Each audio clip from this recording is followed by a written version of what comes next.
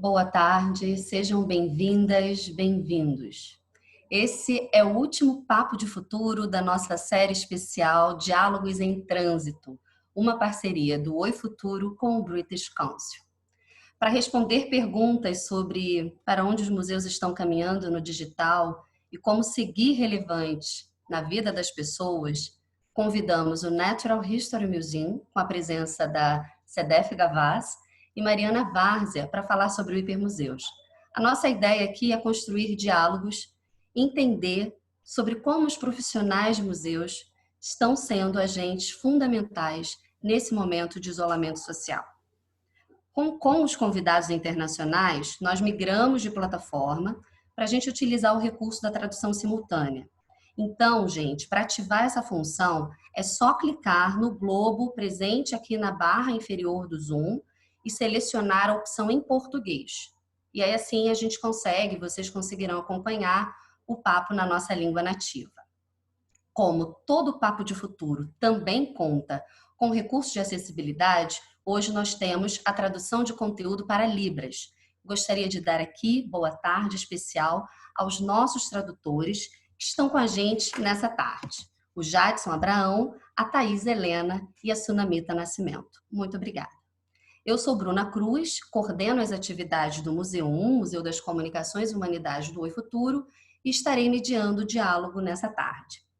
Sedef Gavaz é diretora de iniciativas digitais do Museu de História Natural de Londres. Ela é responsável pela formação de plateia 100% digital do museu, idealizadora da plataforma de conteúdo Try at Home, uma plataforma que estimula as pessoas a explorarem a natureza, o conhecimento científico em casa, em família, por meio de aplicativos e conteúdos digitais, adequando o acervo do museu às novas abordagens. Mariana Várzea, diretora de criação da Inspirações Ilimitadas, consultora, gestora em política de cultura e museus, idealizadora do Hipermuseus, programa de formação e inovação em cultura digital para museus e centros culturais. Ela está à frente das principais discussões sobre museus, cultura e educação museal. A gente está bem no início do bate-papo e agora é uma boa hora de vocês se apresentarem aqui no chat do Zoom. Digam de onde vocês falam, qual é a cidade de vocês, mandem perguntas. E atenção, eu peço, por favor, que deixem seus microfones desligados, câmeras desligadas e o modo de visualização em galeria, porque aí dessa forma todos nós conseguimos nos ver. Bom, o distanciamento social, ele nos trouxe um alerta para a sociedade, especialmente para nós que lidamos e trabalhamos com negócios de impacto social, educacional e cultural. Portanto, inspiração, solidariedade, troca são palavras para nos alimentar.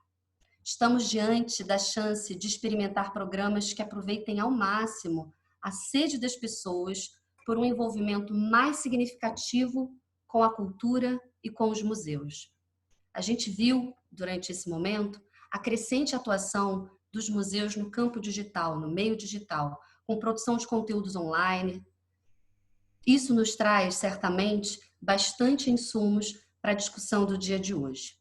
Inseridos já na cultura digital, as pessoas cada vez mais acreditam que ferramentas tecnológicas combinam com museus e que a importância de um objeto museológico, de uma peça museológica, se mede pela história que contamos, ou seja, é a narrativa museológica que contextualiza e que coloca essa pessoa no lugar e no papel do eu participante, uma tendência, inclusive, já apontada durante uma pesquisa realizada pelo Oi Futuro, que se chama Museus Narrativas para o Futuro. O objetivo é a gente falar sobre isso hoje.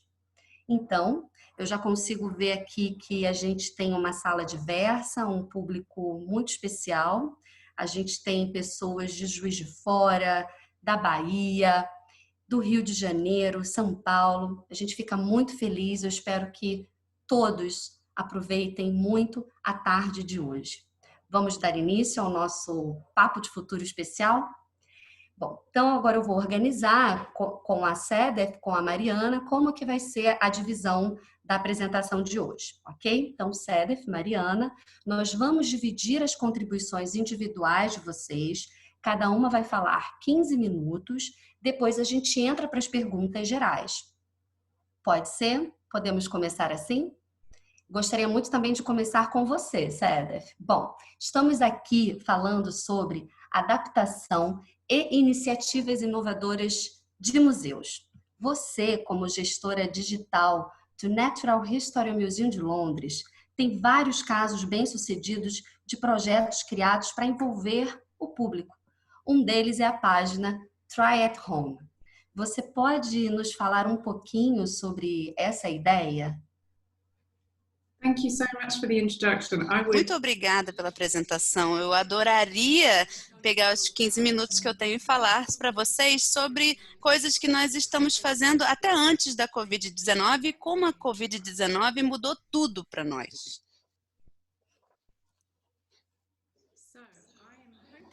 Então, eu espero que vocês possam ver a minha tela. Eu vou compartilhar agora.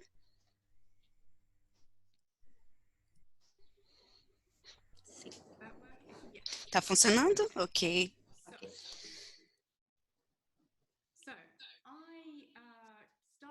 Então, eu comecei a trabalhar com o mundo digital mais ou menos há 13 anos e antes disso eu era uma cientista pesquisadora. Eu tinha habilidades em como fazer experimentos e como avaliar coisas usando dados, que são habilidades bem especiais para mim também para se ter no mundo digital. Eu estou aqui para compartilhar com vocês o que a gente faz no Natural History Museum, o que a gente faz, como a gente faz e algumas inovações recentes que a gente teve durante o lockdown.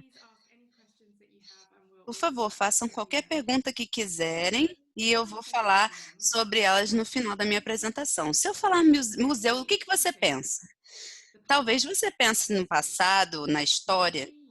Talvez você pense tradicional, ou talvez você pense objetos em caixas de vidro. Olhe, mas não toque. Então, o Museu de História Natural de Londres é desse jeito aqui. Ele foi aberto em 1881, então ele tem quase 150 anos de idade.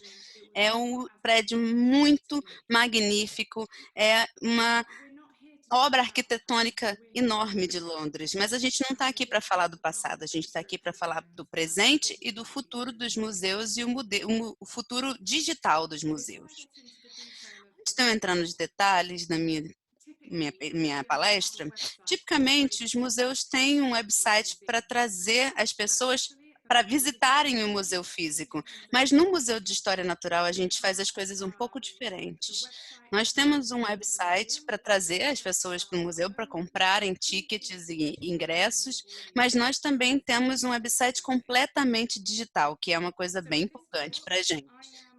Nessa conversa, eu vou falar com vocês sobre uma visão digital e um pouco de como o departamento está configurado, estruturado, o segredo do nosso sucesso, o que aconteceu depois de 8 de março, quando a Covid chegou nas nossas vidas. A gente tinha essa visão de criar um serviço digital fluido que reconecta as pessoas com o mundo natural e fornece história natural sob demanda para qualquer pessoa em qualquer dispositivo conectado em qualquer lugar do mundo. Então, vocês podem ver que essa visão tira a gente desse lugar de um museu com website e coloca a gente numa nova maneira de conectar a natureza e a ciência onde você estiver no mundo. Quando você entra no Museu de História Natural de Londres, essa é uma das primeiras coisas que você vê.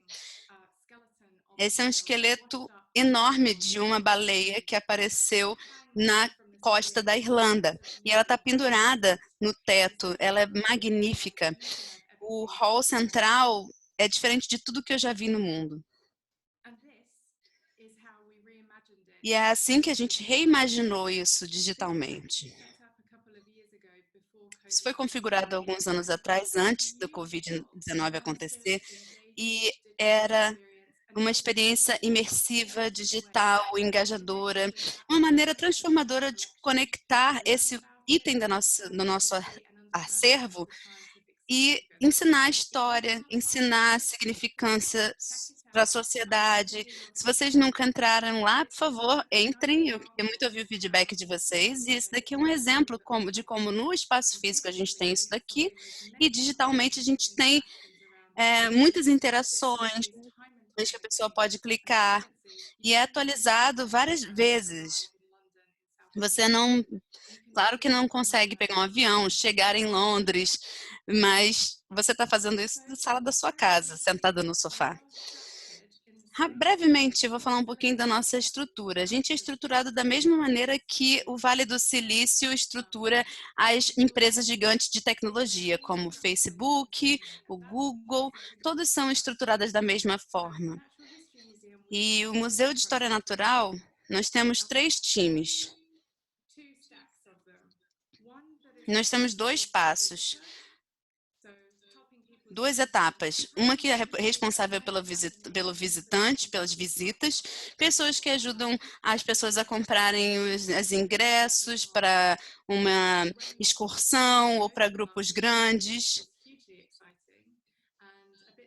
E nós temos também, nós vamos ter uma exposição do Harry Potter e os Animais Fantásticos e Onde Habitam, que está todo mundo muito empolgado. Então, as pessoas precisam de ajuda para poder inspirar e ajudar os visitantes.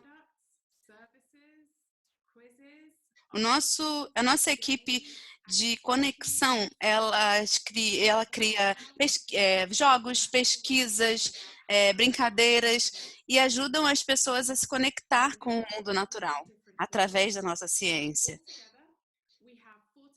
Unindo tudo isso, nós temos 14 milhões de pessoas no website todo ano. São 6 milhões de pessoas que ficam nessa área especial de participar e conectar. Para essas pessoas, a gente leva o trabalho dos nossos 32 cientistas e transformamos em uma coisa que os professores podem ensinar para os seus alunos, os pais podem ensinar para os seus filhos, as crianças e os adolescentes podem usar na sua vida. Por exemplo, a gente criou um filme há algumas semanas sobre como construir um dispositivo para pegar moscas. Então, é uma coisa interessante que a pessoa pode fazer na casa dela. Eu vou falar para vocês o segredo do nosso sucesso. Realmente se trata de conteúdo que eu chamo de evergreen, um conteúdo eterno, um conteúdo que nunca é desatualizado. Se vocês quiserem um exemplo disso, tentem pesquisar o tubarão meglaton. Eu posso colocar o link aqui no chat depois. Esse é o nosso artigo mais bem sucedido. Em um ano, ele tem mais de 250 mil acessos. Em 2017 e 2018, ele teve 1 milhão de acessos de pessoas que queriam ler sobre esse tubarão megalodon. A razão pela qual isso é tão importante é que, como um museu, como uma instituição cultural, geralmente a gente não tem grandes orçamentos para marketing, para publicidade. Então, como que a gente faz com que as pessoas se conectem digitalmente? O conteúdo infinito, conteúdo sempre atualizado, ele ajuda a engajar as pessoas através dessa pesquisa, através dessa busca. Contato que elas têm contato com o nosso site através de um site de pesquisa como o Google ou o Yahoo. Aqui nesse gráfico eu quero mostrar para vocês o que aconteceu com os nossos números quando a nova equipe digital estava formada. E a gente começou a ter essa equipe que começou a criar esse conteúdo perene, e o crescimento continuou e nunca mais parou. Desde o Covid, a gente tem 14 milhões de pessoas por ano no nosso site. Esse é um dos dias mais difíceis da minha vida. Foi no dia 18 de março de 2020, onde a gente fechou as portas do museu. A gente fechou o museu, dissemos para os funcionários irem para casa. e a gente desligou tudo. Eu falei para minha equipe, levem seus laptops, levem os seus teclados, vão para casa e se preparem para um momento difícil. O museu vai ficar aberto através do meio digital somente. É aqui que a inovação começa. Primeiro de tudo, a gente juntou tudo que a gente tinha relacionado a uma tour virtual. Muitos museus oferecem a tradicional tour virtual, mas a gente oferece experiências que são interativas, como a questão da baleia azul que eu mostrei para vocês. Também criamos uma oferta de conteúdo nova chamada Tente em Casa, que é o Try at Home. Então, é uma série de atividades que foram feitas especificamente para as pessoas desenvolverem em casa. A gente teve que pensar muito o que as pessoas tinham dentro da casa deles no lockdown. Quais atividades a gente podia criar para fazer as pessoas permanecerem sãs, para ajudar com a saúde mental delas. E aí criamos uma nova área chamada Nature from Home, que é a natureza de casa. No início do lockdown, nós achamos que o lockdown no Reino Unido ia ser como foi na Itália, que as pessoas não iam conseguir sair de casa. Então, a gente chamava de natureza da janela, Nature from your window. E aí, nós vimos que o lockdown não ia ser tão sério no Reino Unido e a gente mudou para natureza da sua casa, não da sua janela. Eu também tive que reduzir minha equipe em 15%, minha equipe digital em 15%.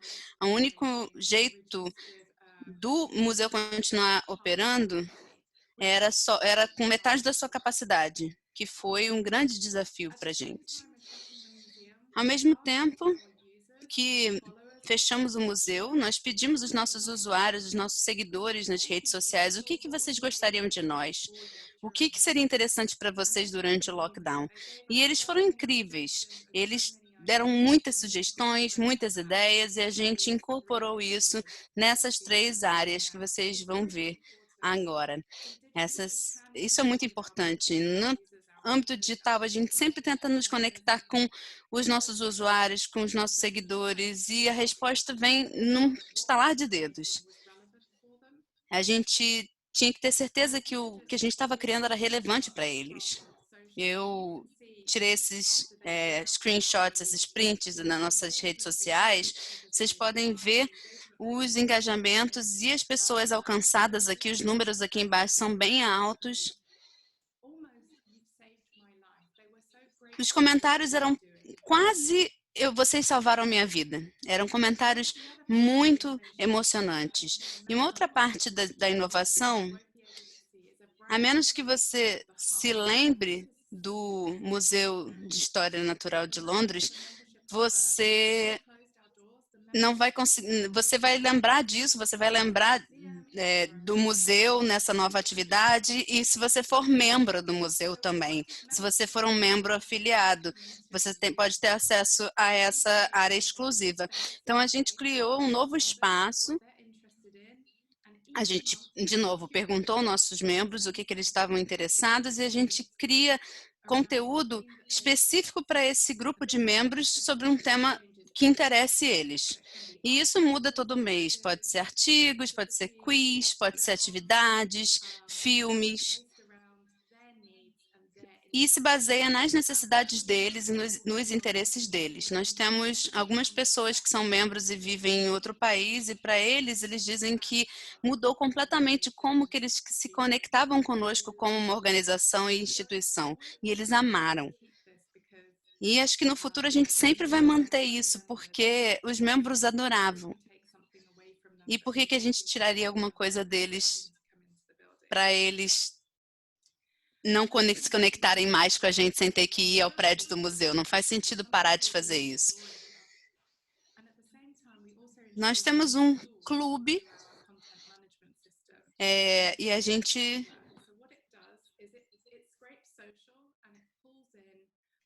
pega desenhos dos nossos seguidores que tem a hashtag do museu E a gente traz o conteúdo e coloca no nosso site.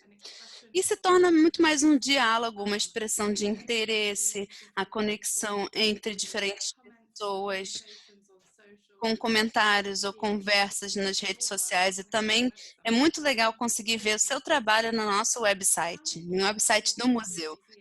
Então, quantas pessoas que entram no museu e veem o que elas criaram ali nos corredores do museu. Isso é uma sensação incrível.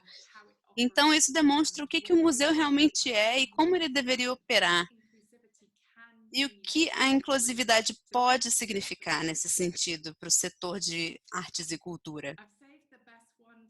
Eu deixei o melhor para o final.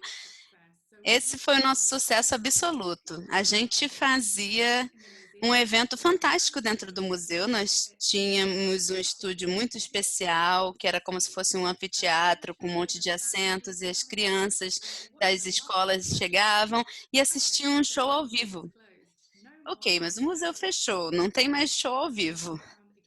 A gente achou outro software que nós já conhecíamos, chamado StreamYard, e a gente fez alguns testes com uma equipe de um estúdio. Então, nós temos 50 pessoas assistindo sempre todos os shows que a gente faz, e elas gravam e a gente coloca isso no digital. Então, nós temos um estúdio onde nós fazemos esse show ainda e algumas pessoas assistem e colocam para o digital a sua gravação. Por exemplo, aqui eles estão falando de plantas que mordem. Isso foi assistido por 3.500 pessoas, como vocês podem ver aqui nas visualizações. Tem 30 pessoas a 50 pessoas assistindo ao vivo e 3.500 pessoas assistindo digitalmente. Foi um sucesso enorme. Nós tivemos algum feedback de uma pessoa que é deficiente e ela tem essa deficiência há 10 anos.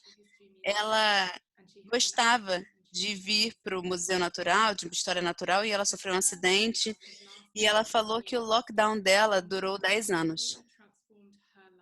E a gente transformou completamente a vida dela. Essas foram as palavras dela, porque ela conseguiu novamente ir ao museu, que ela gostava tanto, e se conectar com o museu.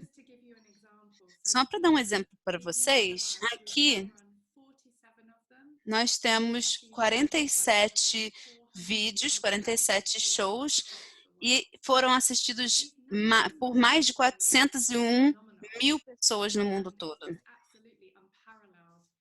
É uma coisa sem paralelos. Conseguir levar um museu para fora e para tantas pessoas assim. Se eu voltar no início da minha palestra, quando eu falei que os museus geralmente são associados ao passado, à história, a coisas em umas caixas de vidro, o que a gente está fazendo digitalmente é construir um novo tipo de museu, com interação, com troca de ideias, com diálogo e abertura. Então, nós realmente encorajamos as pessoas a fazer muitas perguntas para a gente compartilha as nossas perguntas com nossos cientistas. Isso molda o trabalho que a gente faz e como a gente interage, e molda um museu novo e uma nova maneira de interagir para nós. Muito obrigada!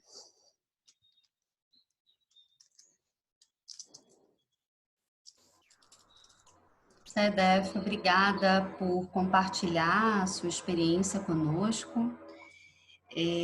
Tem um ponto que você fala que é o da inovação, né? Quando a inovação efetivamente surge, embora a sua experiência com o digital, ela é uma experiência que precede a própria situação do distanciamento social, né? O Museu de História Natural, ele já tem há bastante tempo a sua área digital, a sua mentalidade digital, a sua estrutura já bem montada, mas é muito interessante, é muito animador quando você nos diz que a inovação começa em março, né? Porque você dá um horizonte de que em março também, a partir de março, é possível começar muitas outras coisas, né? É sempre possível começar algo. E é bem o sentido do diálogo em trânsito, né? Quando a gente pensou entre Brasil e Reino Unido, como é que a gente atravessa esse oceano e se conecta para se inspirar. Então, eu te agradeço muito. Me lembrou um pensamento que diz que a angústia que precede o salto, né? Então, é o momento que a gente dá esse salto e os seus saltos numéricos são saltos relevantes, porque você não está falando somente mais em atender pessoas ou receber pessoas num prédio, né? Que, portanto, não é mais só regional ou até que turístico, mas que tenha um deslocamento aéreo. Você realmente está espraiando o digital, ele permite essa abertura e que qualquer pessoa, eu mesma já sou consumidora, tem o journal, eu estou fazendo com a minha filha, a gente está coletando plantas, eu aprendi, e aí planifica, e cola, é uma coisa assim que até para o meu dia a dia, isso está rolando, isso está acontecendo, está sendo muito bom para ela, porque ela está 5 meses sem botar o pé na escola, como a maioria das crianças aqui. Então, de fato, é um conteúdo que inspira e ajuda muito essa questão da sanidade familiar, né? Como é que a gente vai encontrar a nossa saúde familiar e comunitária. E eu vejo o Try at Home com esse propósito muito claro. E quando você fala sobre a pergunta que vocês fizeram, né? O que vocês gostariam de nós? A gente, quando fez a pesquisa do Oi Futuro, Museus Narrativa para o Futuro, a gente veio com algumas tendências, uma eu já falei, que foi o Eu Participante, a outra foi o Museu Clube, que você também traz essa questão do membro do clube, né? Ou seja, 600 brasileiros que foram entrevistados aqui também responderam, portanto, é uma demanda global, é um pensamento global, mas você fala algo que é precioso, porque você diz o seguinte: nós perguntamos. Então, para o eu participante existir, o museu precisa perguntar. Se ele não perguntar, o eu participante ele vira, ele não acontece. Então, essa posição de pergunta, a forma como vocês se estruturam para fazer essas perguntas e para receber, para ouvir, né? Eu vejo na página de vocês no ambiente, vamos falar ambiente, volta e meia tem uma perguntinha, né? Quem eu sou, o que eu estou fazendo, se é familiar, qual é a idade da minha filha. E aí eu também queria ouvir um pouco mais sobre isso, sobre aquelas perguntas, quem escuta essas perguntas, né? E como que essas perguntas trafegam dentro do museu, sabe? E como é que isso volta. Fiquei muito curiosa nesse aspecto, porque, né, já sou ali usuária, então fiquei curiosa com isso. E por último, esse streaming live, você começa a fazer um híbrido muito interessante com o show streaming arte estúdio, porque pelo que eu entendi, tem uma parte que participa e a maior parte é digital.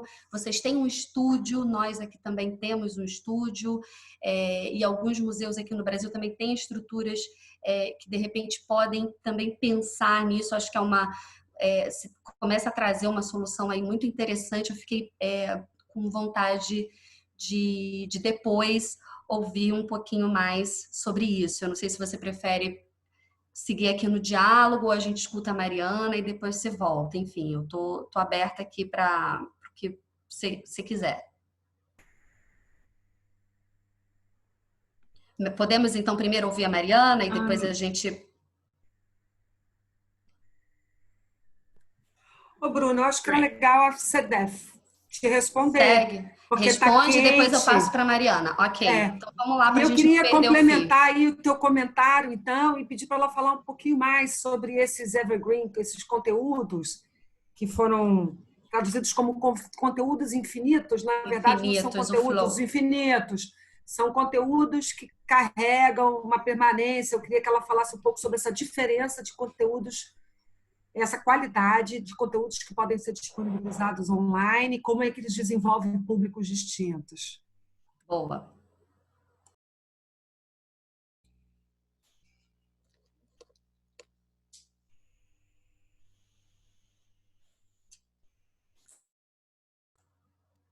Great, thank you. So,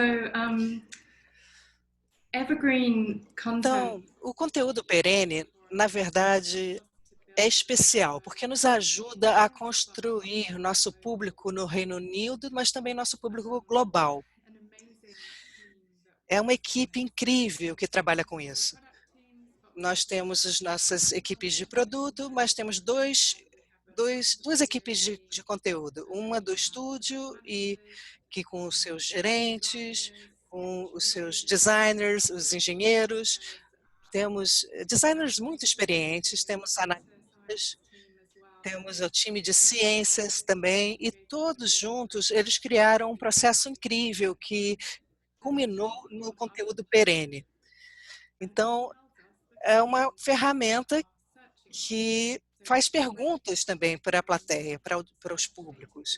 Então, a gente tem bancos de dados de pesquisa, por exemplo, se a gente digita tubarão, vai dar todas as perguntas que as pessoas estão perguntando sobre tubarões em todos os locais.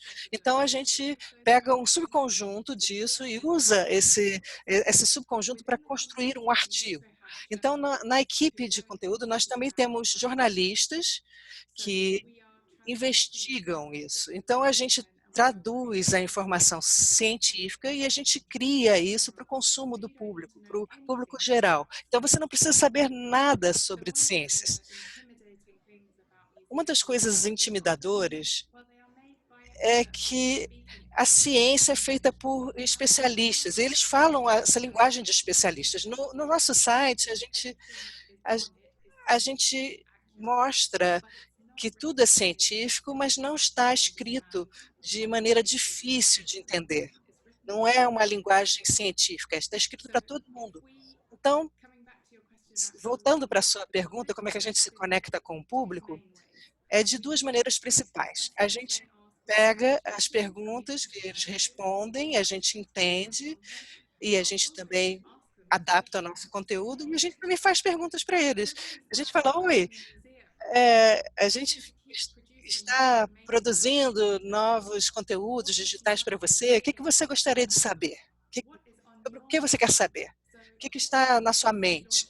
Então, na semana passada, a gente lançou uma nova competição chamada Natureza em Lockdown. Então, estamos pedindo às pessoas para partilhar suas fotos, seus desenhos, momentos que tocaram as vidas dessas pessoas durante o lockdown. Então, é fenomenal, porque tivemos milhares de respostas e as pessoas querem se conectar. Então, se você fizer uma pergunta, em vez de fazer uma frase, uma declaração, você cria uma oportunidade de conexão. E assim é que a gente começou a criar novos produtos sobre o planeta, com o ambiente, o clima, bem-estar, a boa saúde mental. A gente tem que educar as crianças de hoje em dia, porque elas vão ser os adultos de amanhã. Eu posso falar mais sobre inovação, o estúdio e o show, se vocês quiserem. Gostariam? Sobre o estúdio e o show, eu gostaria sim, porque eu identifico uma proposta híbrida já. Então, eu queria entender porque essa experiência que você fala do estúdio me parece que é experiência de futuro, inclusive, né? E tem uma pergunta da Mônica Souza, que ela faz assim: com a reabertura do museu, as interações digitais continuarão nesse mesmo sentido?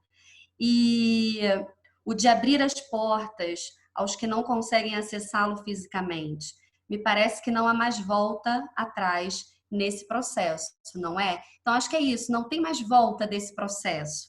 E quando eu ouvi você falar, e esse eu não conhecia, porque eu pesquisei tudo, mas esse, em especial, eu não conhecia essa atividade do museu. Então, me chamou a atenção porque eu acho que vai responder a mim, vai responder também a Mônica Souza.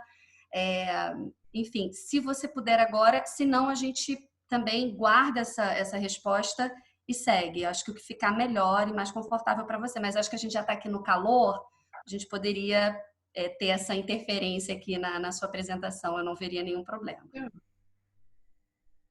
Great, thank you. So, Ótimo, obrigada.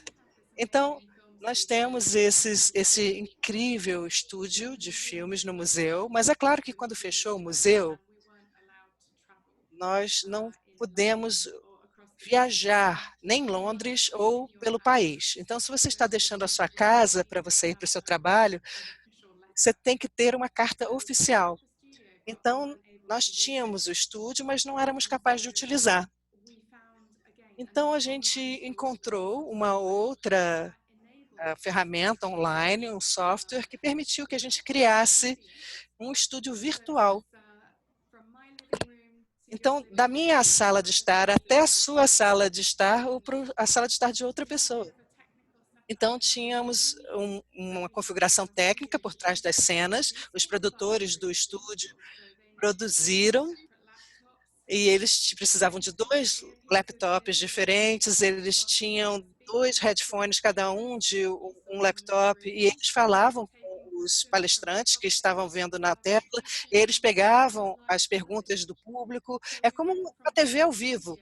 Então, a gente foi de um estúdio que fazia eventos ao vivo para ser um estúdio de transmissão. A gente se tornou um canal de história natural.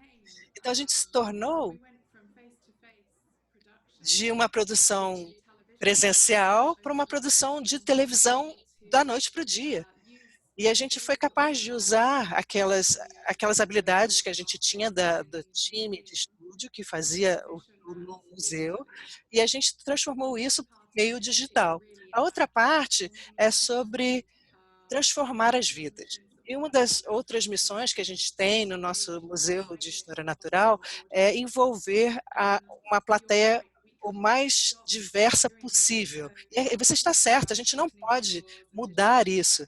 A gente está abrindo as portas para a interação digital, estamos mudando as vidas de pessoas com deficiências. Eu concordo 100%. A gente já tomou essa decisão na nossa equipe de museus que a gente vai continuar com todas essas novas inovações digitais. Uma das coisas que eu gostaria de reforçar é que você está certa. Nós estávamos inovando em 2016, 2017, mas estávamos usando a estrutura dos grandes gigantes de tecnologia. A gente introduziu isso no museu, a gente foi um dos primeiros museus a ter essa estrutura. Mas esse nível de inovação que a gente conseguiu ser muito nos permitiu ser muito ágil a partir do dia 18 de março. Eu gostaria de perguntar para o meu diretor, quantos dias você precisa para um novo plano? A gente fechou as portas numa quarta e aí a gente falou, e o diretor falou, na terça eu vou ter toda uma estrutura nova, toda uma plataforma nova. Então, as equipes de produto, primeiramente, eu perdi metade da minha equipe por causa do esquema de paralisação do governo, e o que ficou, a gente se tornou em duas equipes de produtos novas. E elas foram muito ágeis e elas trabalharam em clusters pequenos e a gente conseguiu mudar tudo. E a gente falou, vai, experimentem, tentem tudo que vocês quiserem, desde que a gente consiga se conectar com o público, a gente mantenha os valores verdadeiros do nosso Museu de História Natural e que a gente inove.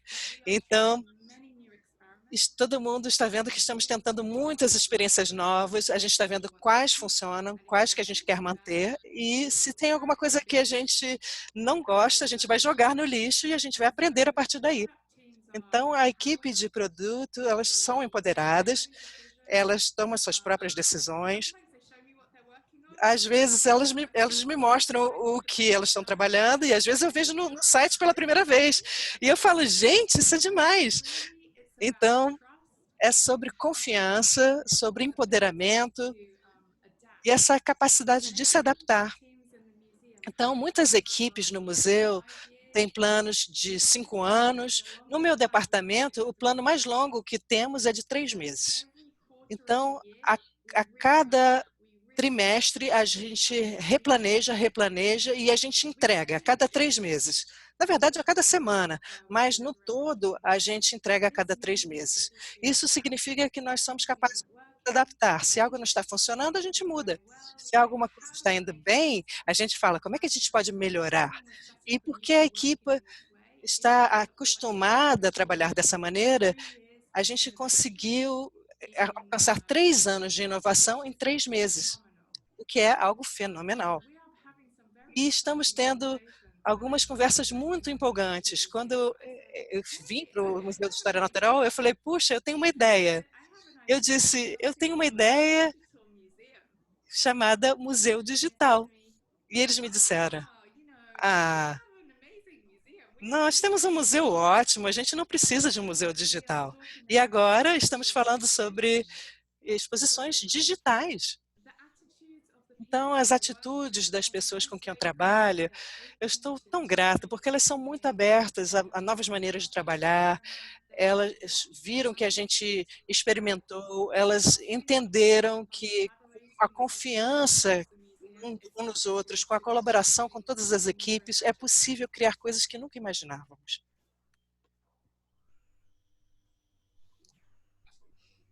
Certamente, Sedef. Muito obrigada mais uma vez por compartilhar sua experiência conosco. É muito bom ter você aqui contribuindo para essa discussão, nos inspirando. Muito obrigada. Mariana, agora o papo é com você. Estamos falando bastante sobre inovação em museus e é claro que não poderíamos deixar de fora a experiência do Hipermuseus, um programa correalizado com o eFuturo para formação em cultura digital para museus. Foram diversos grupos, pessoas de todo o Brasil, tem a nacionalidade do programa, que é linda, maravilhosa, a pensar em ferramentas para responder no digital. Você pode compartilhar um pouquinho essa experiência, como foi a dinâmica do Hipermuseus e qual aprendizado ele nos deixou? Olá, gente, boa tarde. Obrigado pelo convite, muito bacana ouvir a Sedef, estar compartilhando com ela e com a Bruna, nossa parceira, esse espaço. Obrigada ao eFuturo, do Wisconsin. Eu estou aqui representando também a Lucimara Letelier, que é minha parceira na idealização e correalização desse projeto, né, que é o Hipermuseus. E, para começar, assim, eu queria observar que a Sedef, conversando com a gente, ela diz que o Museu Digital, realmente, essa parte digital do Museu de História Natural, ela ganhou muita força em 2017, né? E nós estamos aí fazendo aí eu acho que essa mudança ela está chegando para o mundo todo, né? E o Hipermuseus é um programa também pensado a partir de 2018 e ele tinha como função trazer assim esse debate, essa reflexão sobre a cultura digital, a presença digital dos museus brasileiros do mundo. Gente, eu vou começar aqui com um vídeo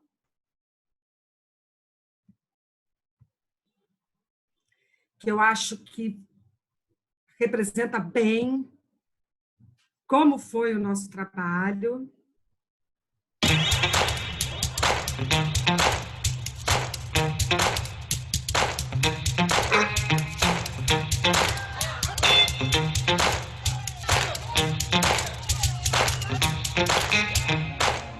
O Hipermuseus traz uma agenda positiva para a interconexão. Ao misturar os geeks digitais com os museus e as pessoas que pensam causa, a gente espera que seja uma ação experimental, em que os protótipos vão ser criados de soluções futuras para os museus.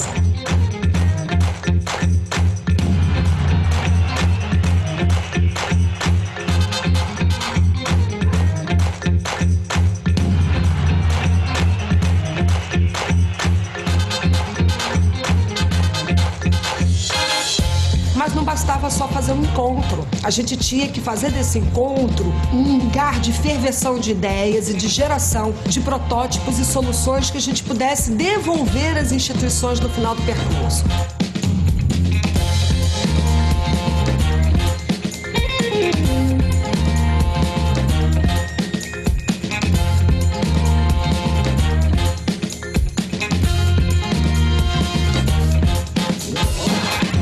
esos 3 eixos de hipermuseos, relevância digital, ativismo e causa e sustentabilidade econômica. O ecossistema está mudando, estamos vivendo uma revolução tecnológica e os museus estão precisando dessa abordagem inovadora para poder seguir sendo relevantes, para captar mais recursos. É importante que os profissionais tenham ferramentas que troquem entre si, que conheçam outras práticas, outros métodos e que principalmente saiam das suas caixinhas. Por mais que nós tenhamos procedências diferentes, nós temos problemas similares dentro dos nossos museus. Esses espaços, em alguns momentos, eles ficam descuidados.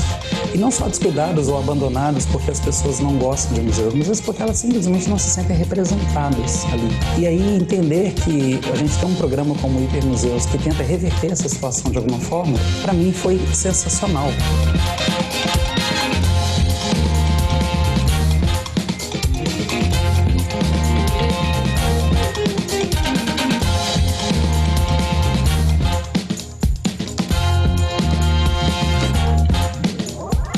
É legal ver a tecnologia nesse processo como algo que seja do meio, né? Que seja uma ferramenta que auxilie, de fato, a promoção de direitos, a redução de desigualdades, enfim, a pensar uma nova cidade, uma nova prática a partir dessas categorias, dessas caixinhas que a gente está remixando, né? Que é pensar conteúdo digital, sustentabilidade, cidade, memória, identidade, museus e o que a gente faz com isso tudo.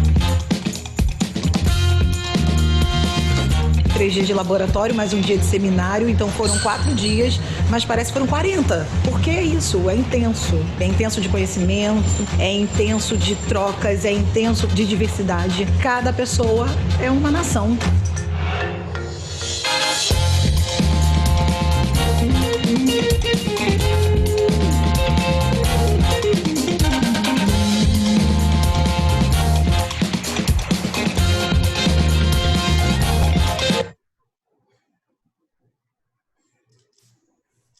Bom, gente, vou começar então aqui a nossa apresentação.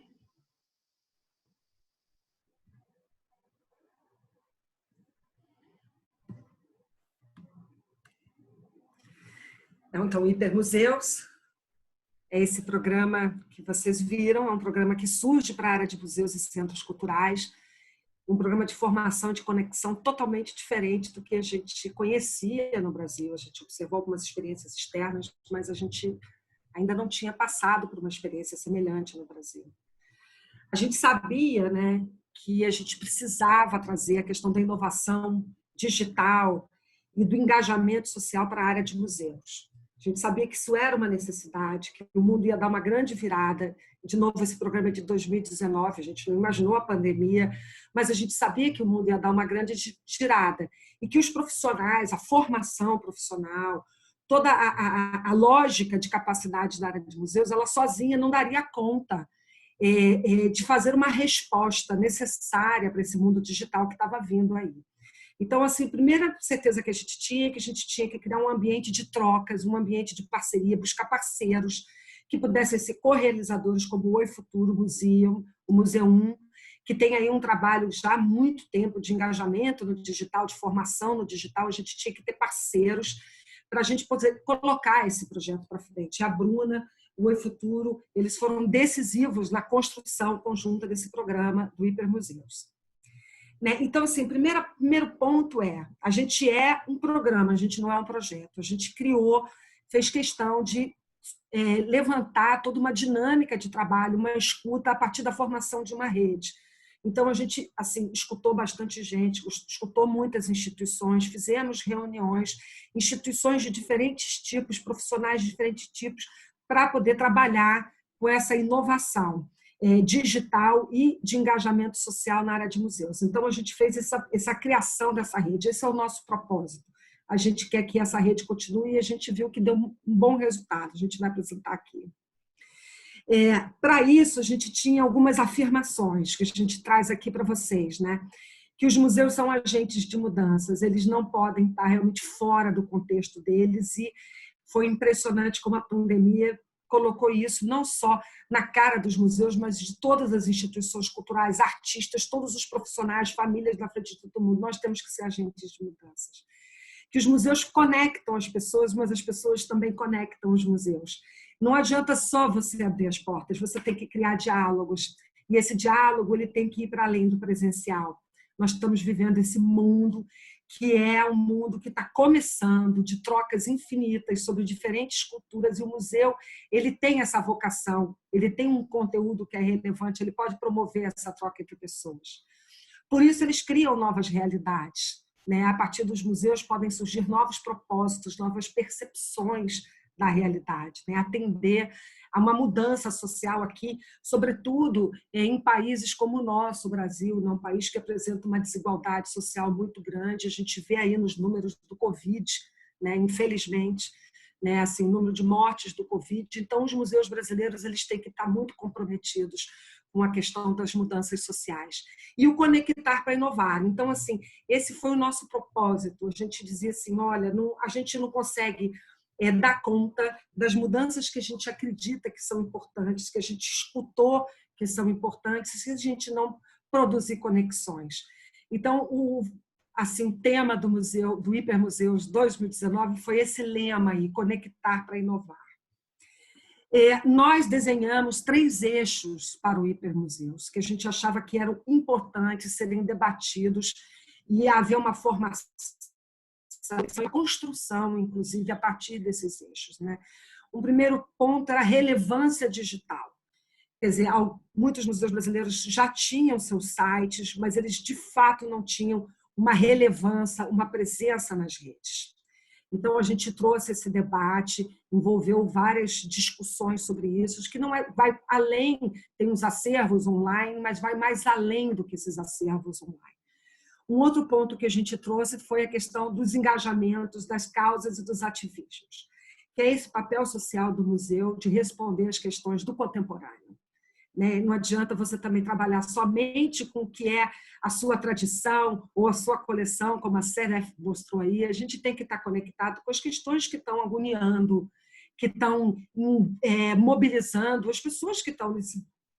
Eu achei muito interessante a questão do tubarão lá. O que as pessoas perguntam sobre o tubarão? É mais ou menos isso. O que nós estamos nos perguntando? Quais são nossas questões? E a gente também trazia um aspecto de debate importante, que é a sustentabilidade econômica.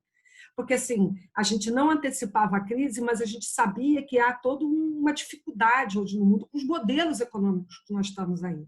E que os museus precisam criar outras ferramentas de trazer recursos. E o engajamento e a mobilização das pessoas é uma forma bem interessante de ampliar isso. Muito bem, então o projeto, né, esse programa aí para os museus é uma jornada, na verdade. Ele começou com um edital em que a gente fez uma seleção pública, fez um convite nacional para que pessoas participassem do programa Hipermuseus, se inscrevessem. Elas tinham que trazer um vídeo, elas tinham que trazer uma proposição, dizer por que elas gostariam de participar desse programa, o que elas trariam para esse programa. E esse público era um público de museus, centros culturais, geeks, a galera do social, enfim, era um público bem diverso. E essa ideia hipermuseus foi muito curiosa, porque as pessoas diziam, mas é para museus? Também. Mas é para cultura digital? Também. Mas é para a galera que faz engajamento? Também. Eu não sei se eu estou falando muito rápido, por causa da CEDEF, mas vamos lá. Depois a gente fez um seminário. Esse seminário a gente trouxe as reflexões daqueles 3 eixos, cultura de relevância digital, causas e sustentabilidade. Fizemos um laboratório de inovação para prototipagem conjunta de soluções, mentorias, e depois resultamos num e-book que está disponível para ser distribuído gratuitamente. Eu pedi para o povo do eFuturo botar aí depois o link do Hipermuseus, né, que vocês podem ter acesso a essas informações. Então, desse edital, a gente conseguiu envolver um grupo de instituições e profissionais dos mais variados possíveis, né? Desde arenas culturais, centros culturais que estão, por exemplo, na região oeste da cidade do Rio de Janeiro, uma região que tem um perfil diferente, até o Museu da Imagem do Sol da Amazônia, o Museu da Casa do Colono de Petrópolis, o Museu da Diversidade Sexual o Museu da República, o Instituto Inhotim, o Museu do Amanhã, o Itaú Cultural, o Paço do Frevo de Recife, a Secretaria de Cultura do Espírito Santo. Então, esse grupo de participantes do Hipermuseus, que passou por toda essa jornada, ele foi um grupo que atendeu a 8 estados. Foi muito interessante isso, projeta essa escalabilidade, isso trouxe muita riqueza para o nosso programa. Então, está aí um pouco a carinha do povo, que fez parte desse programa, né? Bom, o seminário foi, então, esse encontro. Nós tivemos vários convidados, mas o Martin Pronk, que é o diretor de digital do Van Gogh Museum, foi a nossa experiência internacional nessa edição do Hipermuseus. Então, esse seminário reuniu 200 pessoas, foi um dia de encontros com 3 mesas nesses 3 temas: relevância digital, causas e ativismos e sustentabilidade econômica. Tudo isso vocês encontram no YouTube do Hipermuseus. Vocês podem acessar as palestras, que são muito bacanas e muito atuais. Então, está aí um pouquinho a carinha de quem fez parte do seminário, né? Tem a Bruna, tem o Sérgio Franco, que é um dos criadores do Instituto de Tecnologia e Sociedade, que debate o marco digital da internet, direitos autorais há muito tempo, Instituto Brasileiro de Museus, o Nossas.org, que é um grupo de mulheres engajados em causas, então elas têm uma experiência de engajamento incrível, a Renata Bittencourt, que representava o Inhotim, a Juliana Guimarães, do Museu da Manhã, o Marcelo Iniarra, que foi um dos parceiros nossos na execução do Hipermuseu, sobretudo no laboratório de inovação, a Lucimara, que também estava ali, que é parceira do projeto e representa a Rede Museu Vivo, o Tomás de Lara. Então, nós envolvemos diferentes instituições para apresentarem e profissionais a sua experiência.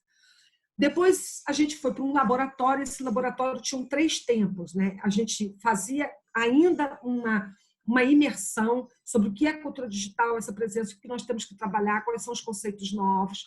Esse grupo selecionado de instituições profissionais idealizaram e prototiparam soluções para redes de museus e depois tiveram que apresentar numa banca essa proposta. Então, foi a primeira vez também que eu acho que um programa de formação para a área de museus usou essa técnica da startup, do pitching e do desenvolvimento de soluções. Então, a gente não queria só formar ouvindo, a gente queria formar praticando. Eu acho que aqui, nessa foto, dá para ver muito bem essa característica bem laboratório de inovação do projeto, né? E que trouxe esse mais, né? Você chamar para ação, chamar para o pensamento, chamar para a construção colaborativa, tudo open source. As pessoas que entraram sabiam que elas iam entregar um conhecimento para um público geral. Durante 5 meses, esse grupo passou por mentorias que fortaleceram ainda mais seu conhecimento sobre relevância, engajamento e ativismo. Então, além de trazer aquela ideia do pitching, eles fortificaram isso e, a partir disso, eles construíram mesmo uma solução que está disponibilizada no nosso e-book, né? São 7 protótipos muito incríveis que tratam de toda essa gama de assuntos. Bom, gente, eu vou falar aqui alguns impactos, né? O primeiro impacto que para nós foi surpreendente foi esse número de inscrições, 340 inscrições do Brasil. Você tinha que se comprometer a vir ao Rio de Janeiro, a estar 6 meses com o projeto. O projeto oferecia apenas a formação, o programa, né? Então, a gente fez essa seleção e, assim, um dos temas, o primeiro tema que mais interessava no grupo era o de relevância digital, né? As pessoas queriam realmente saber como elas poderiam trazer as suas instituições para o mundo digital, e foi muito interessante que elas trocaram com esses profissionais que tinham essas expertises. A gente teve também uma adesão da mídia, a gente não teve nenhum recurso para fazer mídia paga, mas a gente teve muita veiculação dos nossos conteúdos, né? Está lá no vídeo, né? Uma reprodução, um repost de conteúdos nossos muito grande, né? E a gente chegou aí nesse número, né, de produzir um programa com 80 horas aí de trabalho, em cima de formação, mas também foram 50 apresentações, 12 palestras, seminários, enfim, a gente mobilizou muita gente, né?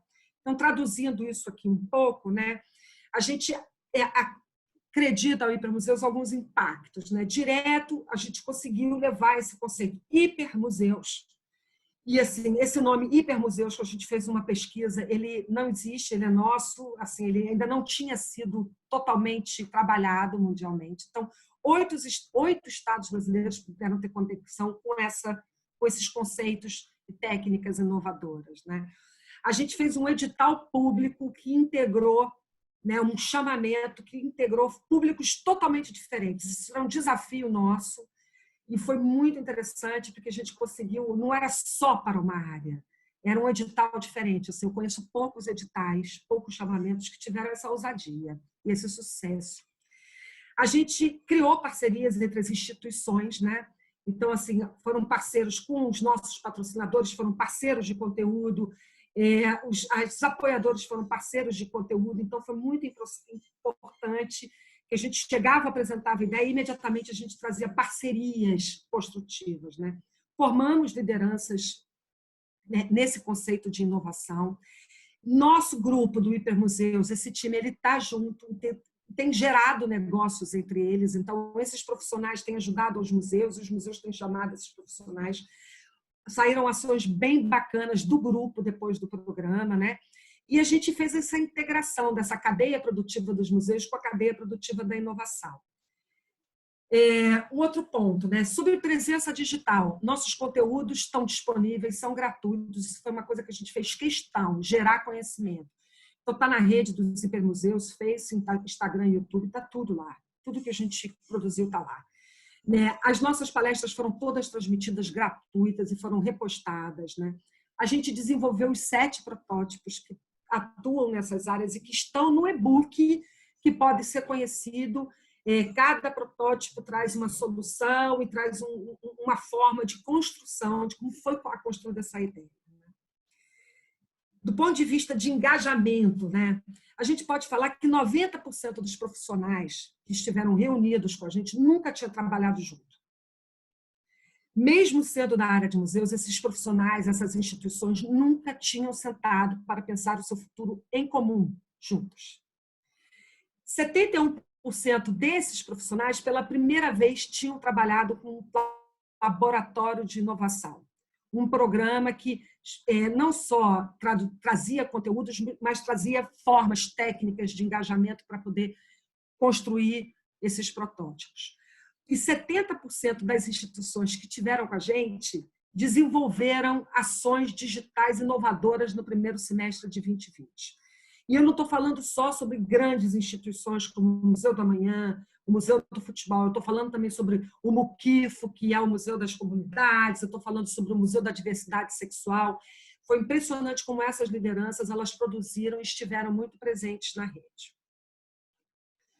Outro impacto que a gente fala, ainda do ponto de vista da sustentabilidade, é que a gente mobilizou 20 estados nessa movimentação dessa comunicação do Hipermuseus, trazendo, olha, gente, nós precisamos investir recursos na questão digital dos museus brasileiros e centros culturais brasileiros. É preciso que os estados criem políticas públicas. A gente fez um chamamento muito forte aí nessa área. E nós estivemos diretamente envolvidos, né? A Secretaria de Estado de Cultura do Rio de Janeiro, ela esteve com a gente, o Sistema Estadual de Museus, a Rede Estadual de Museus da Amazônia, o Instituto Cultural Iracema, que representa também uma rede de centros culturais do Ceará, o Instituto Brasileiro de Museus e o BNDES, que é o Banco Nacional de Desenvolvimento. Então, a gente também trouxe parceiros e fez uma sensibilização sobre a questão da sustentabilidade via o digital. Bom, aqui tem algumas escutas, né? O Hipermuseus é um programa que traz um gás para quem trabalha em museus, né? Isso a gente sentiu muito, as pessoas se sentiram muito motivadas. Até hoje a gente escuta isso, né? Uma multiplicidade de olhares, né? Trocas entre participantes com diferentes visões. Isso trouxe muita riqueza, inclusive para trazer para dentro das instituições, né? Então, assim, a nossa escuta, a gente fez uma pesquisa interna, né? E a nossa escuta foi uma escuta muito interessante. Bom, gente, a gente agora, para 2021, a gente está planejando uma nova edição do Hipermuseus, porque a gente está com uma grande demanda, não só de museus brasileiros, mas de museus latino-americanos também. a gente recebe contatos, né? Então a gente está aí buscando parceiros, assim, o Ibermuseus já se interessou, a gente mantém aí nossa parceria com o Conselho Brasileiro de Museus e o IBRAM, né?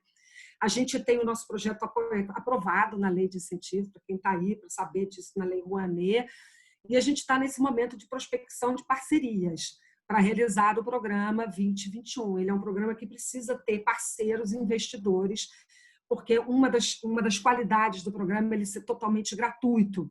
E isso foi importante para o envolvimento dos diferentes tipos de museus brasileiros nessa formação.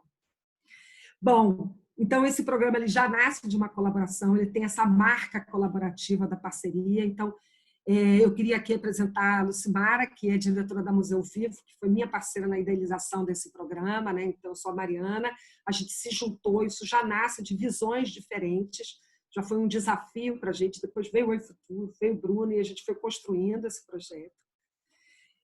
Reforçar que a gente tem o nosso site, vocês vão aí acessar todo esse material, inclusive o e-book. Infelizmente, o CDF não tem inglês nessa edição, mas na edição de 2021 a gente está querendo fazer trilingüe, inclusive em espanhol, a gente está buscando recursos para isso, porque a gente recebeu muito essa escuta, puxa, que a gente quer um material acessível.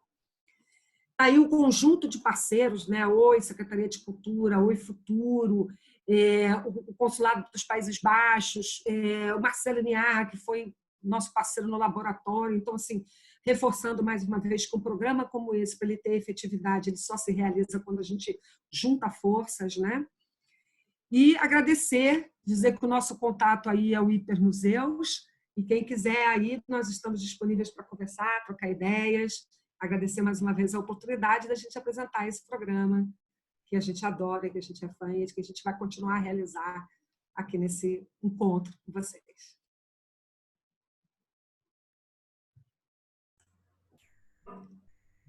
Mariana, nós é que agradecemos, obrigada por compartilhar essa experiência tão rica que foi o Hipermuseus.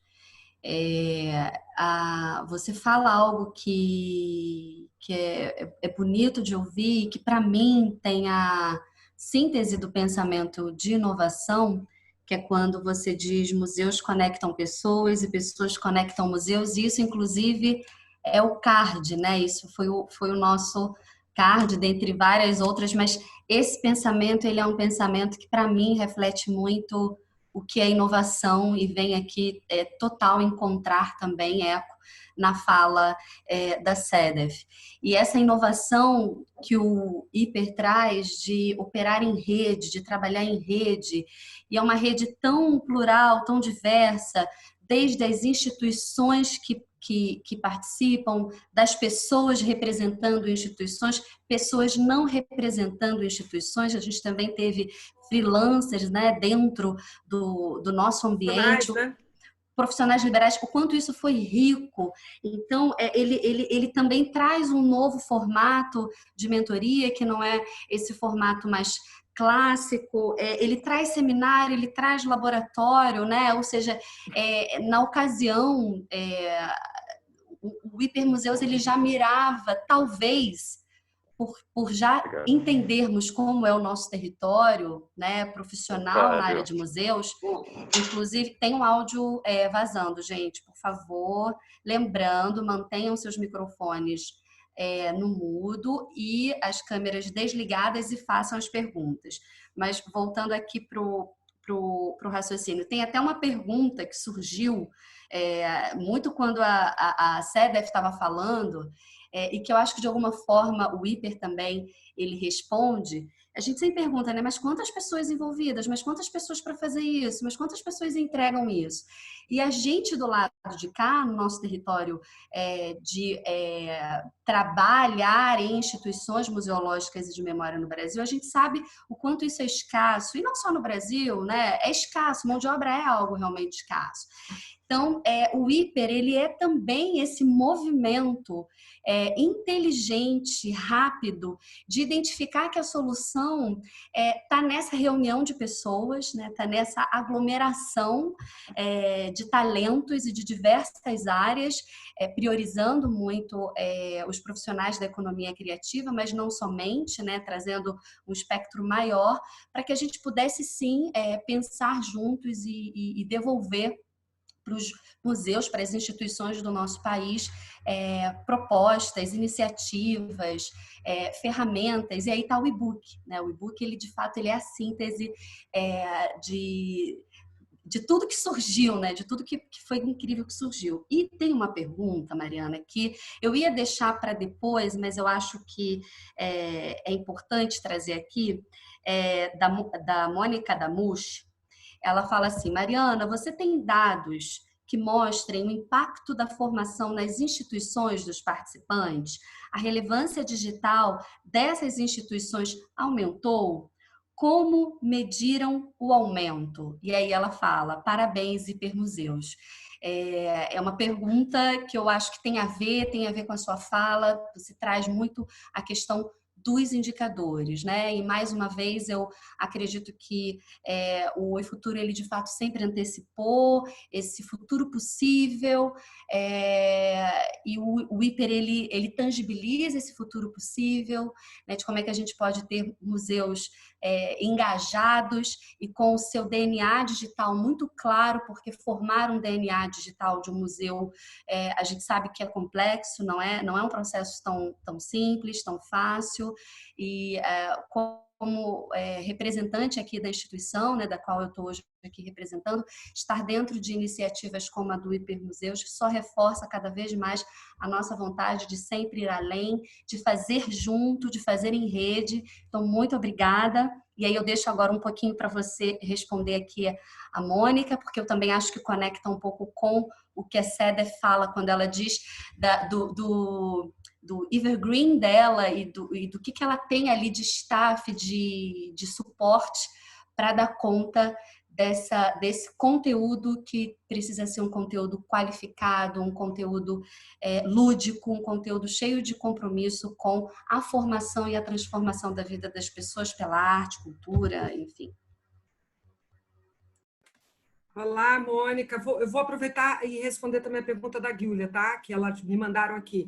Mônica, olha, a pesquisa que nós fizemos foi com os participantes do nosso programa, né? Então, o que a gente diz, assim, a gente tem um resultado muito bom do ponto de vista da experiência da formação, de ter sido uma experiência de formação inovadora, da apropriação de uma linguagem diferenciada, dessa que percebe e identifica que tipos de ferramentas digitais e profissionais e instituições a gente pode criar parcerias para poder desenvolver ações digitais nos nossos museus. E a gente trouxe aqui o dado que pelo menos 70% dessas instituições que estiveram envolvidas com o programa trouxeram ações inovadoras e dentro do conceito, dentro da sua atuação. O Museu do Futebol, assim, evidente, cara, que assim, a gente tem que reconhecer que houve uma formação de um profissional e esse profissional tinha a missão de trazer isso para dentro da instituição. Isso a gente acha que cumpriu, né? E algumas instituições tinham condições e, mais do que tudo, visão, né, já por ter inserido esses profissionais no programa, de avançar nas suas soluções digitais, né?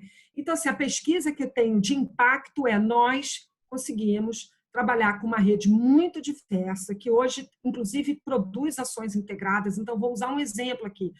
O Museu da Diversidade Sexual, a Paola Valentina, que foi uma das selecionadas para o nosso programa, ela tem realizado várias formações nos museus em relação à questão da temática da diversidade sexual, da temática LGBT, ajudando a formar ações nesse sentido. O Muquifo também, o padre, também tem dialogado com o Museu dos Quilombos e Favelas, também tem dialogado com as instituições como o Museu Histórico. Então, a gente está, assim, a gente acredita que foi, assim, muito impactante, sobretudo na abertura do caminho. O próprio Museu Histórico Nacional abriu uma sala de educação virtual. Evidente que o museu já tinha um histórico nessa área, e a Fernanda, que atua na área da educação, ela já é uma profissional liderança nessa área. Mas foi muito importante que tenha sido aberta essa sala de educativo virtual. Então, nesse momento, a gente tem essa certeza de que foi decisivo, né? E nós enfrentamos um período de crise, né? Não diferentemente, no mundo, os museus enfrentaram um momento muito sério de fechamento de portas, diminuição de equipes, né? A gente tem uma previsão aí, por exemplo, dos museus americanos, de que 30% dos museus do mundo podem não reabrir as suas portas. E o que eu falo também é que os museus devem estar preparados para uma atuação que eu chamo de protocolo das marés, que é um protocolo das marés, que é também reforçar o seu digital, porque pode ser que fechamentos aconteçam. A gente ainda está num momento com muitas incertezas, né? Então, a gente sabe que a gente impactou nisso, que houve, pela primeira vez, essa junção e que havia uma resistência e que a gente conseguiu assim, superar, inclusive, resistências na área e não conhecimentos desses profissionais. Então, isso foi importante. E, Gúlia, para 2021, nós estamos nesse momento justamente prospectando nossos parceiros, né? A gente sabe, pela experiência que nós tivemos em 2019, que a gente quer fazer um programa mais enxuto do ponto de vista de tempo. Então, assim, a gente vai fazer um seminário seguido da mentoria e a gente vai trabalhar na prototipagem de uma forma diferente, porque assim, foi um esforço muito grande das instituições retornarem no presencial.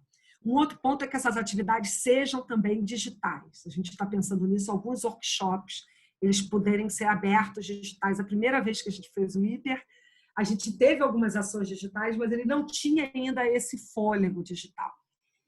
E, assim, a cidade que a gente está conversando para realizar é São Paulo, porque a gente teve muita demanda de São Paulo e também do sul do Brasil. Então, assim, há hoje diálogos para a realização em São Paulo.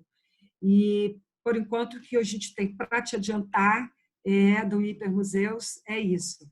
Nossa busca de parceiros e um pouco do desenho que a gente está pensando.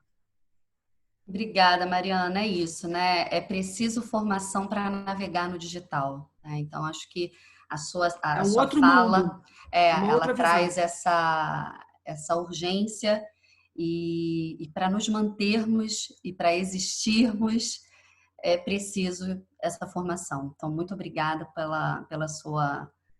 por compartilhar a experiência do Hipermuseus aqui com todos.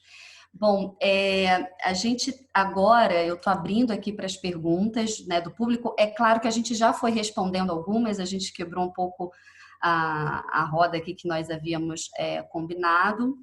E eu tenho uma pergunta que eu gostaria de fazer para a Sedef, que é um pouquinho sobre os indicadores e métricas de engajamento.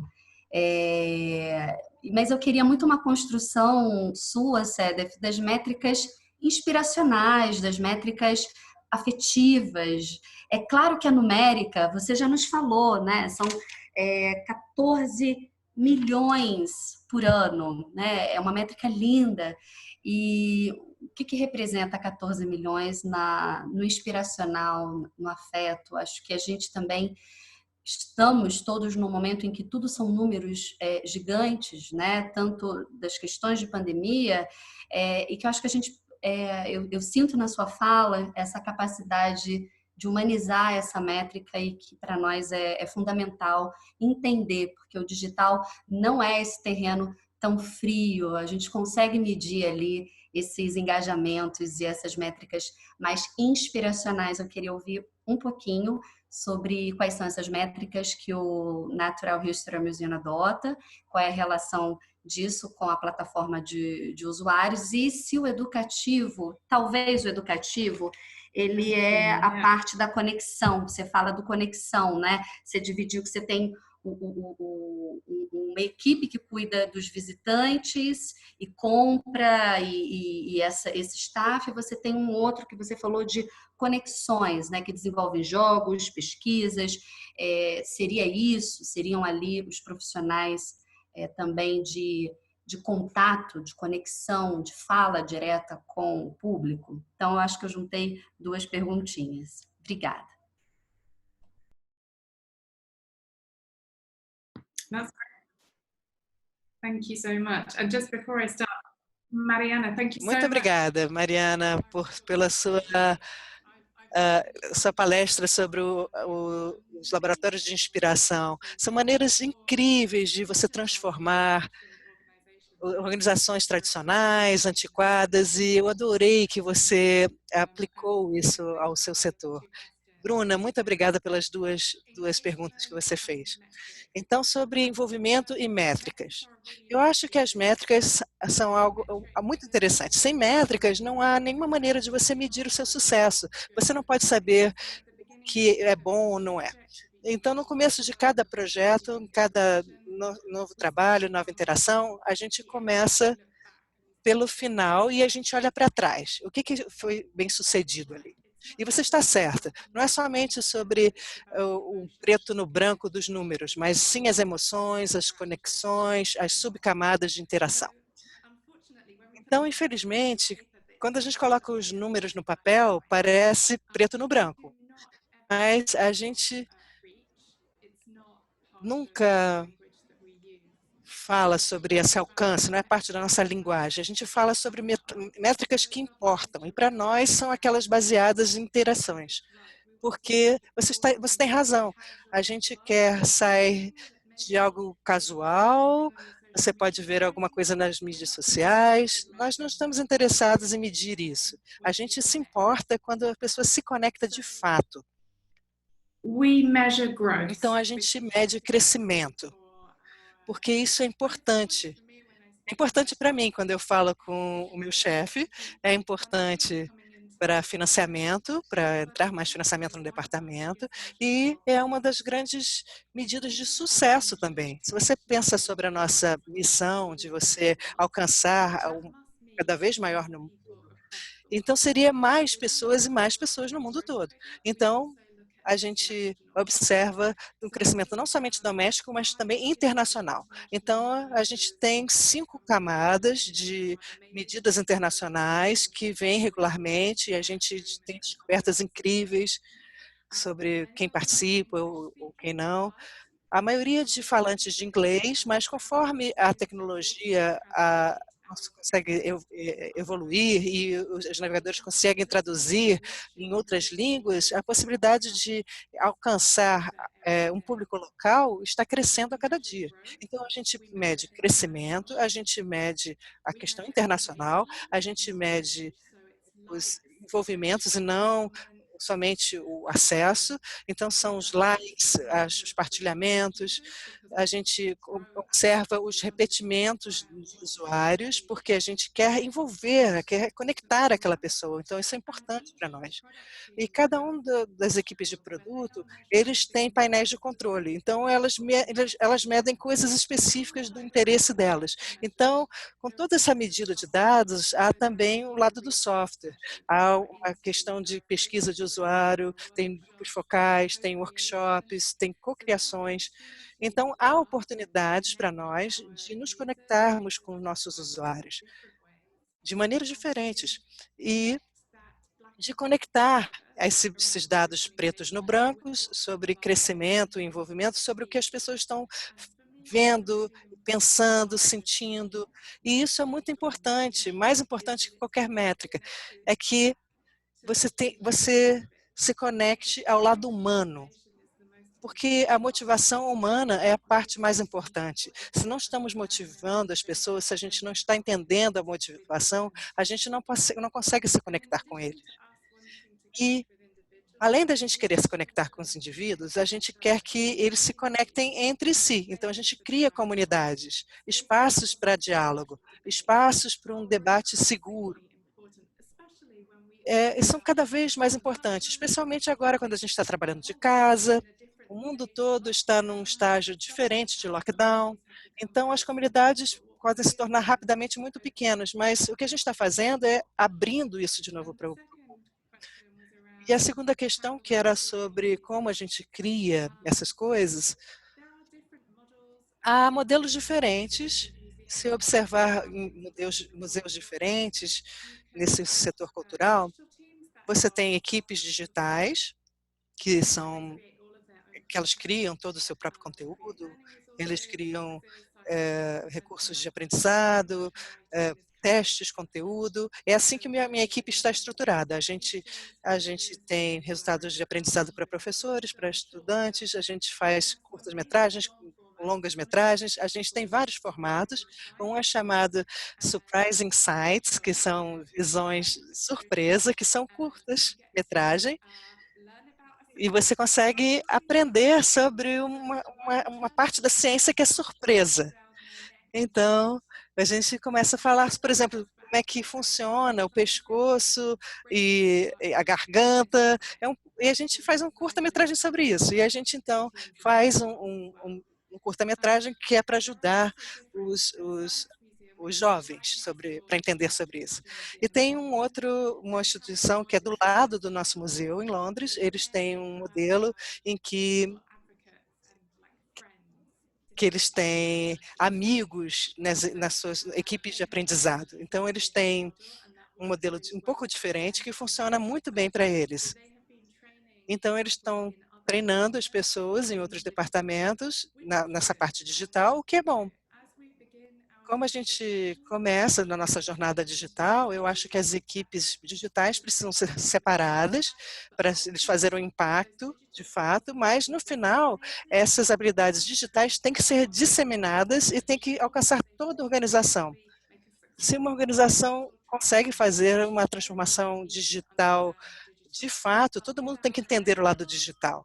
Mas sem os millennials, sem essas pessoas que têm esse celular preso no seu próprio corpo, essa transformação só vai acontecer ao longo do tempo. Significa que Mariana e eu vamos ter que trabalhos muito interessantes em locais muito diferentes, porque o mundo dos museus nos próximos 10 anos vão ser digitais por default.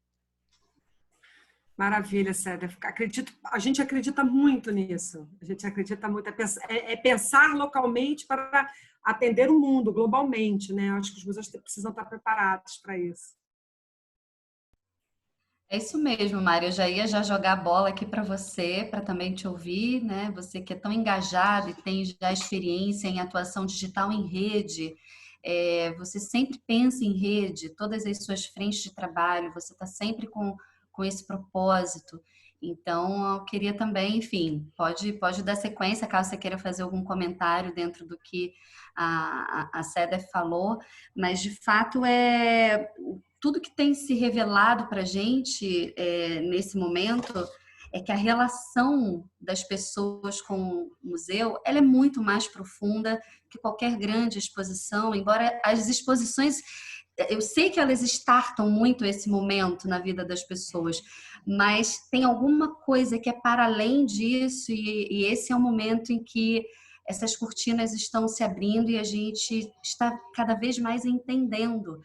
Não basta só a gente ter coletado isso em pesquisas, agora a gente tem os números, né? Os números que a CEDEF nos apresenta de acesso, de conexão, de engajamento, de relacionamento a partir do digital, é incrível. Então, eu acho que a gente, enfim, eu queria também, Mari, te ouvir um pouco sobre essa visão, essa lente sua que é tão primorosa, porque você é toda rizomática. Então, eu queria te ouvir um pouquinho. Bom, Célia, queria falar que vamos conversar sobre o próximo Hipermuseus, para ver como a gente traz o Museu de História, esse trabalho incrível que vocês estão fazendo. Eu já agradeço aqui ao Futuro e ao Bitcoin por ter feito esse contato entre nós. Vamos conversar. Bruna, eu acredito, como uma profissional que atua há muitos anos na área, que nós estamos no momento de realfabetização. É impressionante como todas as nossas formações profissionais, a nossa formação profissional, a nossa forma de ver o mundo, de gerar valor para esse mundo, nossos relacionamentos, eles estão passando por um trabalho de reflexão, de refazimento muito grande, né? Então, daí, se a gente considerar isso como um ponto de partida que a gente tem aí, crises que são crises de representação, crises políticas, crises econômicas, crises de conhecimento, de que público com os quais a gente relaciona, se a gente de fato é inclusivo, se a gente de fato está gerando um valor para o mundo, a gente está trabalhando para o mundo, a gente não consegue fazer isso sozinho. Nenhuma instituição consegue pensar isso de uma forma sozinha, né? E nem as cadeias produtivas e as cadeias profissionais vão conseguir trabalhar isso de uma forma sozinha.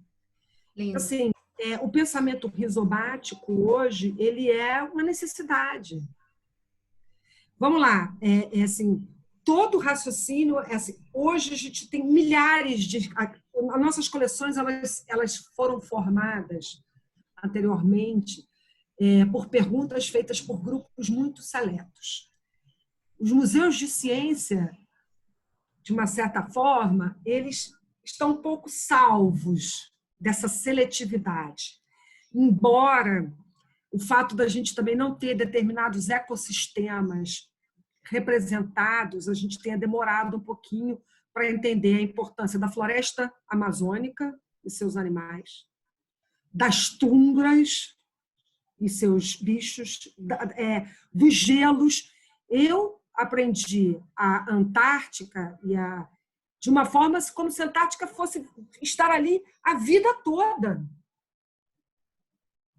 A minha geografia, o meu conhecimento de geografia foi um conhecimento tão estático. Ele não estava preparado para um mundo de mudança. Então, a gente precisa trabalhar de forma rizomática. Os museus de ciência, assim, uma das coisas incríveis da pandemia são parcerias entre instituições que eu tenho tido oportunidade de observar e ver. Porque assim, a gente vai ter que refazer esses conhecimentos. Então, esse é um propósito de trabalho, é uma visão que a gente deve atuar aí em rede, em colaboração. Eu sei que isso também é um propósito futuro de vocês. Isso sempre esteve no espírito da instituição, né? Mas é esse propósito que a gente vai precisar se realfabetizar, construir um outro mundo. E quando a CDF fala o time do digital, ele tem que contaminar o time do museu. E quais são essas novas habilidades? Como é que a gente vai olhar internamente, né? Quais são os museólogos do futuro? Eles são organizadores de drives construídos colaborativamente, de quem é a autoria de um determinado conhecimento de drive. Então, assim, porque vai ser uma questão sobre conhecimento. Nós estamos falando sobre como nós nos conhecemos, como nós geramos conhecimentos e como nós engajamos as pessoas dos nossos conhecimentos. Certamente. Bom, gente, nós já estamos aqui. Muito obrigada, Mariana. Nós já estamos aqui nos 5 minutos finais e temos compromissos depois daqui também, né? Então, a gente já está encaminhando aqui o final desse nosso diálogo em trânsito, esse papo de futuro especial, a nossa última edição, né, dessa tríade que começou mês passado, dia 29 de julho.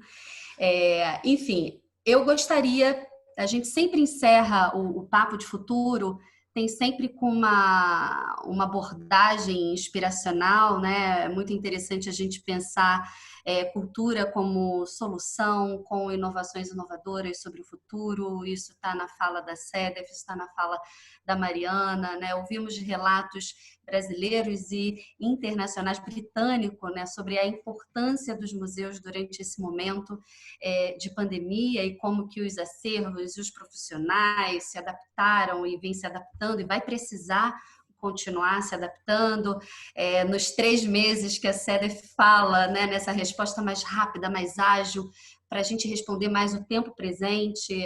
Eu quero agradecer imensamente ao público também presente aqui.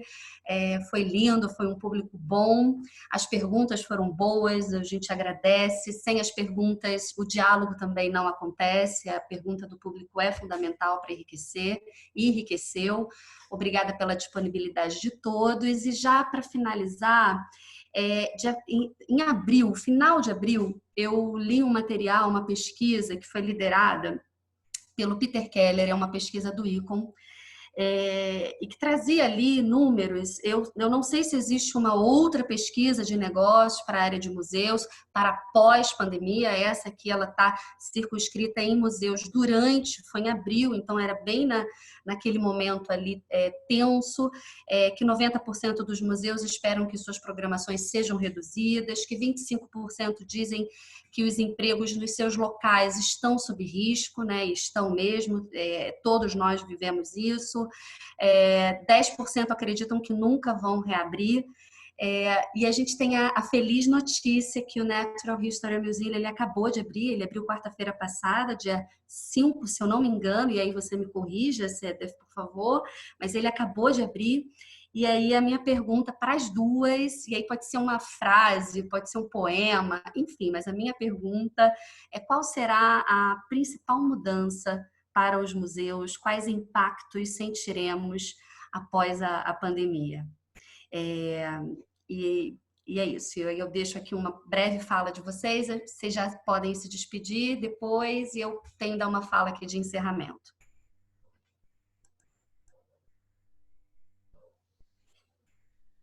Eu gostaria de começar com a Cedef e depois a Mariana. Muito obrigada. Que pergunta maravilhosa para a gente finalizar esse seminário. Algumas coisas. Como a pandemia vai mudar os museus? Número 1, eles vão crescer nas formas digitais de trabalhar e nesse mindset digital, porque é necessário, vai ser necessário. Agora nós vimos oportunidades e a gente não pode voltar, é impossível voltar atrás. A gente criou oportunidades para pessoas que não podem sair das suas casas para se conectar com a cultura, com a arte, com a ciência. E isso foi fenomenal, porque a gente se tornou um mundo maior e um mundo muito mais liberal e mais aberto. E a gente deveria fazer tudo o que a gente pode para manter esse mundo. E a última maneira com a qual os museus vão ter que mudar, talvez nos próximos 10 anos, é a maneira que os museus pensam no propósito do digital. O digital é uma ferramenta fantástica que conecta. Ela permite a troca de diálogos, conversas, uma conexão muito mais profunda. E os museus precisam trazer isso para o coração do que eles fazem. Se eles quiserem continuar a ser relevantes, se eles quiserem continuar a ser influenciadores, líderes para as pessoas, para as crianças do amanhã. Muito obrigada por me convidarem para me unir a vocês hoje, por ter a oportunidade de compartilhar essa jornada incrível que a gente teve no Museu de História Natural, apesar da loucura da pandemia e do lockdown. E eu espero que todo mundo aqui saia dessa conversa se sentindo inspirado. Muito obrigada por me convidar para ser parte disso.